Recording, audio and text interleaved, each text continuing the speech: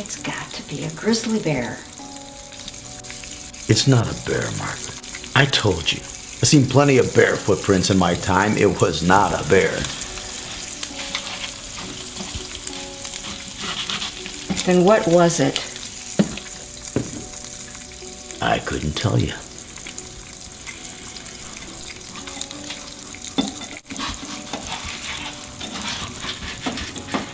Well, whatever it is, it's been eating all of our damn chickens.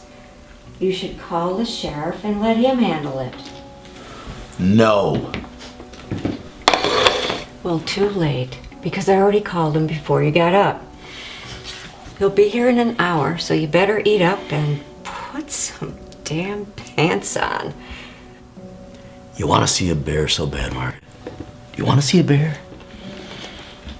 I'll show you a bear. This is a bear hug.